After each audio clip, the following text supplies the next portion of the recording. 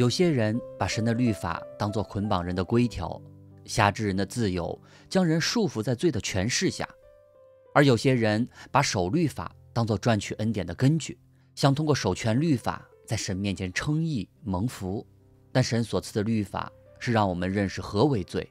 让我们看到自己罪人的本相，从而寻求拯救。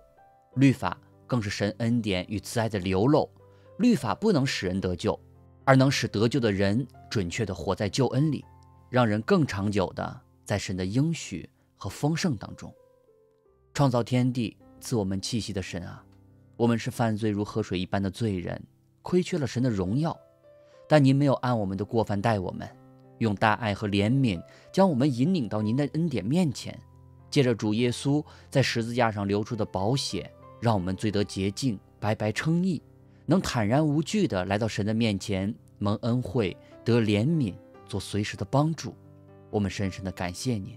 主啊，愿您赐我们智慧与悟性，能明白您话语中的旨意，也能持守真道，在生活中行出神儿女的见证，在世上做光做盐，为荣耀神而将自己全然献上。愿主所赐的恩惠与平安常与我们同在。祷告奉救主耶稣基督的名祈求，阿们。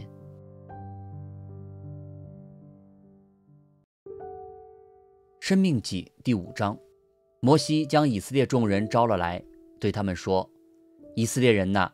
我今日晓谕你们的律例典章，你们要听，可以学习，谨守遵行。耶和华我们的神在何烈山与我们立约，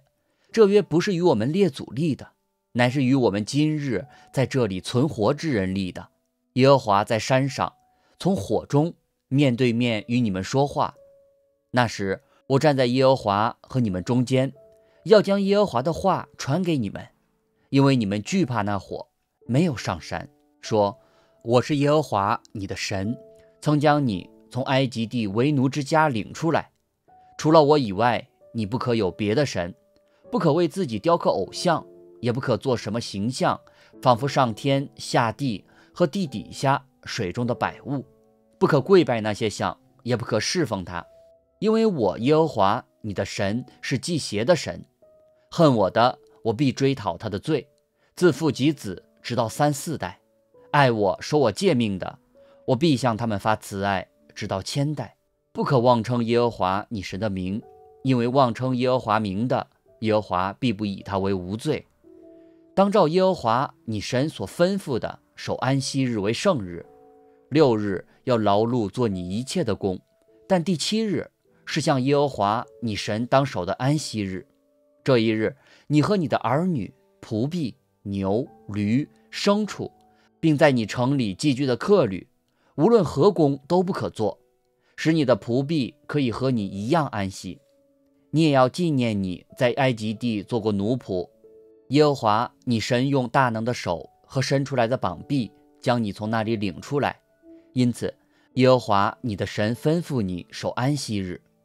当照耶和华你神所吩咐的孝敬父母，使你得福，并使你的日子在耶和华你神所赐你的地上得以长久。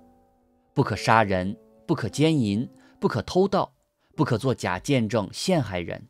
不可贪恋人的妻子，也不可贪图人的房屋、田地、仆婢、牛、驴，并他一切所有的。这些话是耶和华在山上从火中、云中、幽暗中大声晓谕你们全会众的。此外并没有添别的话，他就把这话写在2块石板上，交给我了。百姓看见火焰烧山而惧怕。那时火焰烧山，你们听见从黑暗中出来的声音，你们支派中所有的首领和长老都来就近我，说：看哪，耶和华我们神将他的荣光和他的大能显给我们看，我们又听见他的声音从火中出来。今日我们得见神与人说话，人还存活。现在这大火将要烧灭我们，我们何必冒死呢？若再听耶和华我们神的声音，就必死亡。凡属血气的，曾有何人听见永生神的声音从火中出来，像我们听见还能存活呢？求你近前去，听耶和华我们神所要说的一切话，将他对你说的话都传给我们，我们就听从遵行。你们对我说的话，耶和华都听见了。耶和华对我说，这百姓的话我听见了，他们所说的都是，唯愿他们存这样的心敬畏我，常遵守我的一切诫命，使他们和他们的子孙永远得福。你去对他们说，你们回帐幕去吧。至于你，可以站在我这里，我要将一切诫命、律例、典章传给你，你要教训他们，使他们在我赐他们为业的地上遵行。所以你们要照耶和华你们神所吩咐的谨守遵行，不可偏离左右。耶和华你们神所吩咐你们行的，你们都要去行，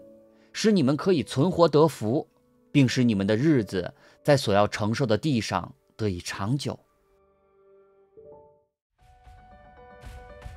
对于神的话语，摩西对百姓的吩咐是要听，要学习，要谨守，要遵行。这也是历世历代所有属神的人维持与神正确关系所当有的基本态度。首先是要听，读经听道；其次要学习，要明白其中的意思；然后是要谨守，小心的持守；而最重要的是遵行，在我们的生活中实践出来。神在西奈山与以色列人立约的目的，是要他们做祭司的国度，为圣洁的国民。因此，这个约不只是与当时的百姓所立的，也是与他们的子孙后代所立的。所以文中说，乃是与我们今日在这里存活之人立的。神是不受时间和空间限制的神，他在西奈山向旧世代的百姓所说的话，就像在摩押平原对新世代百姓所说的一样，他也照样借着圣经向我们说话，